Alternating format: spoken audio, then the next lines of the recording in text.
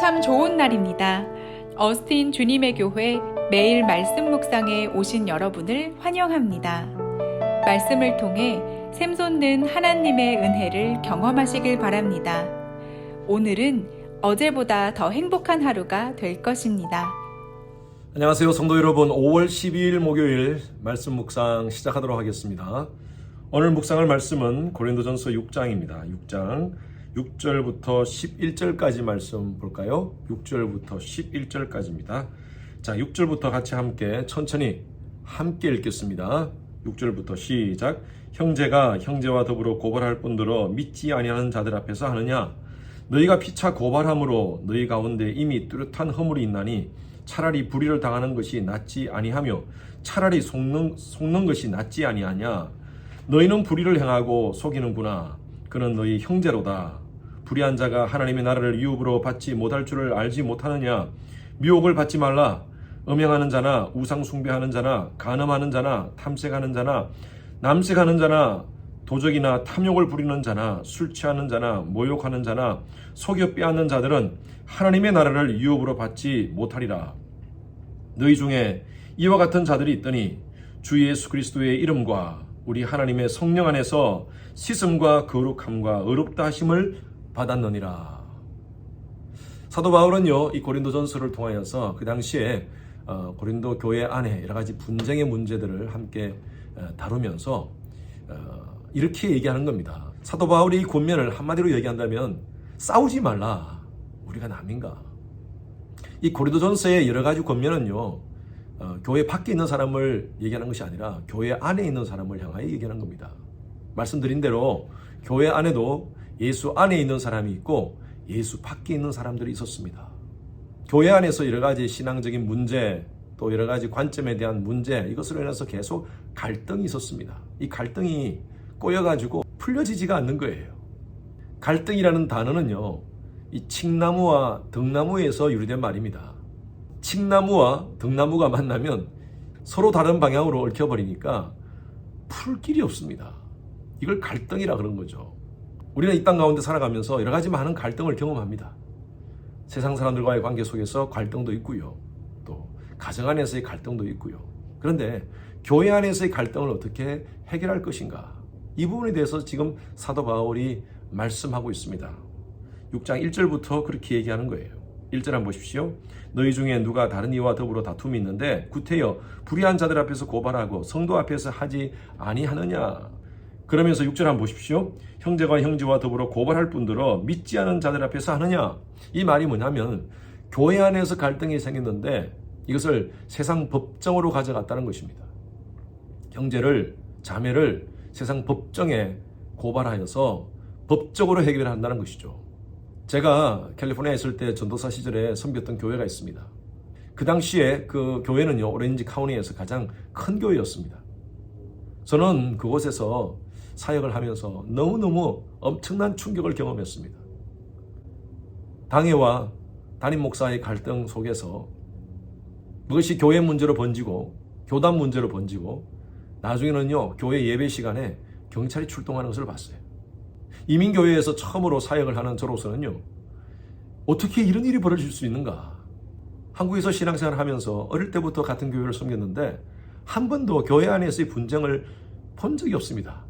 심지어 교회 안에서 분쟁으로 외부의 경찰이 출동하는 것은 더더욱이 본 적이 없습니다. 저에게는 충격이었습니다. 어떻게 하나님의 교회가 이렇게 될 수 있습니까?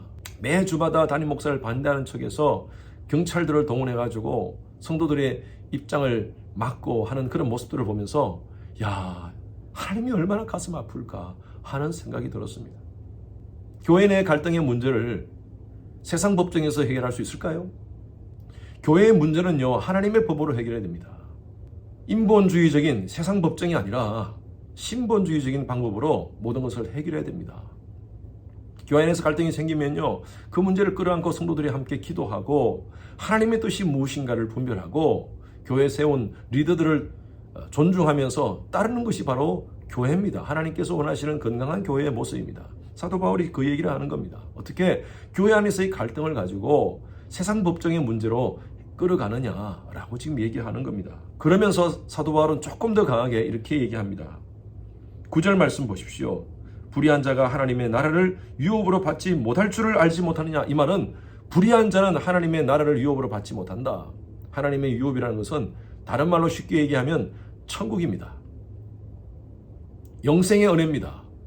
누구한테 얘기하는 겁니까? 교회 밖에 있는 사람 아니에요. 교회 안에 이러한 불의한 자가 있다는 것이에요. 교회는 다니지만 하나님의 나라를 유업으로 받지 못할 사람들이 있다는 것입니다. 교회 안에 어떤 사람들입니까?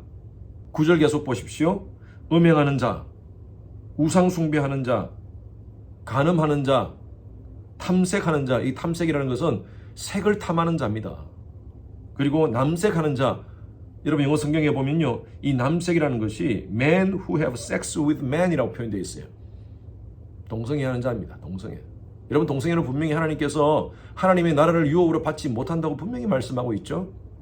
도적하는 자, 탐욕을 부리는 자, 술 취하는 자, 모욕하는 자, 속여 빼앗는 자, 이런 자들은 하나님의 나라를 유업으로 받지 못한다.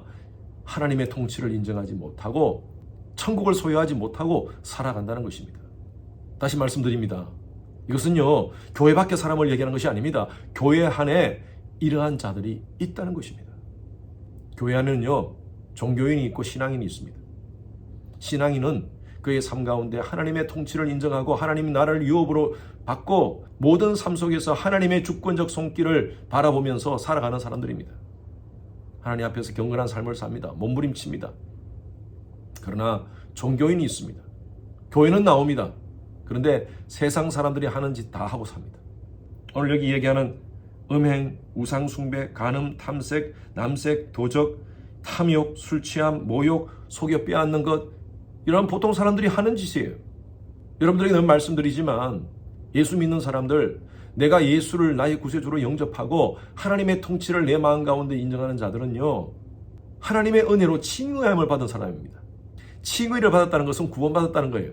그것으로 끝납니까? 아닙니다. 진짜 우리 삶 가운데 구원의 열매가 나타나야 됩니다. 그것이 바로 성화입니다.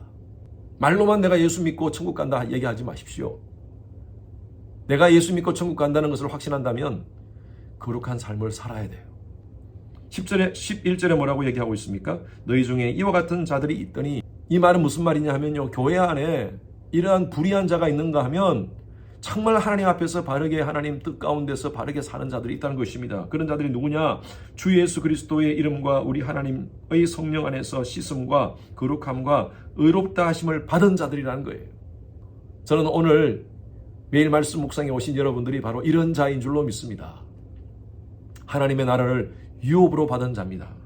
예수 그리스도의 이름과 우리 하나님의 성령 안에서 씻음과 거룩함과 의롭다 하심을 받은 자들입니다. 하나님의 나라를 유업으로 받은 자답게 살기를 바랍니다. 교회 안에서 갈등 여러분 생길 수 있습니다. 사람들이 모인 곳에는요, 우리 가운데 이 죄의 본성이 있기 때문에 갈등이 있을 수가 있습니다. 우리가 해야 될 일이 뭡니까? 세상적인 방법으로 해결하는 것이 아니라 신앙적 방법으로 해결해야 됩니다. 내 개인적인 감정과 내 개인적인 이익을 위해서가 아니라 공동체의 이익을 위해서, 공동체의 유익을 위해서 내가 양보할 수 있는 거 양보하고 배려할 수 있는 거 배려하고, 때로는요 손해볼 수도 있습니다. 손해도 보면서 그렇게 하나님의 나라를 유업을 받은 자로서 그러한 모습으로 성령의 열매를 맺는 모습으로 그렇게 신앙하는 종교인이 아니라 참 신앙이 되기를 주님으로 축원합니다. 기도하겠습니다. 하나님, 우린 교회라는 공동체 안에서 신앙하고 있습니다. 때로는 공동체 안에서 갈등이 있을 수 있지만 이 갈등 속에서 내 개인적인 감정과 이익이 아니라 공동체의 이익과 공동체의 유익을 바라보면서 하나님의 뜻이 무엇인지 분별하며 배려하고 이해하고 용납하고 사랑하고 때로는 손해도 보는 저희들 되게 하여 주시옵소서. 그리하여서 하나님의 나라를 유업을 받은 자답게 우리의 삶을 드러내는, 복음을 드러내는 저희들 되게 하여 주시옵소서. 오늘 하루도 하나님의 나라를 유업으로 받은 자답게 살아가게 하여 주시옵소서. 감사하며 예수 그리스도 이름으로 기도드렸습니다. 오늘 목요일 기도 제목으로 함께 기도하겠습니다. 미국과 한국의 위정자들과 관료들 하나님을 경외하고 또 지혜와 분별력으로 나라를 잘 이끌어갈 수 있도록 기도해 주시고요. 대통령 선거 이후에 또 새로운 대통령을 중심으로 해서 나라가 혼란에 빠지지 않고 이제 통합의 길로 갈 수 있는 우리 나라가 될 수 있도록 해달라고 우리 나라를 위해서 특별히 기도해 주시기 바랍니다. 세계 선교를 위해서 기도하되 우리 교회가 섬기는 선교사님들 안전과 건강 지켜주시도록, 그리고 하루속히 모든 선교 사역이 정상화될 수 있도록 기도해 주시고, 특히 지금 우크라이나 지역을 위해서 여러분 기도해 주시기 바랍니다. 그곳에서 아직도 선교지를 지키는 여러 선교사님들이 계십니다. 선교사님들의 안전과 또 그들의 사역 위에 하나님께서 불쌍히 보시고, 또 이 모든 상황이 평화롭게 모든 것들이 다 끝날 수 있도록 해달라고 기도 부탁드립니다. 우리 선교사님들을 위해서 기도하실 때에 윤성철 선교사님, 또 김영수 선교사님, 김영섭 선교사님 사역을 위해서 함께 기도하시겠습니다.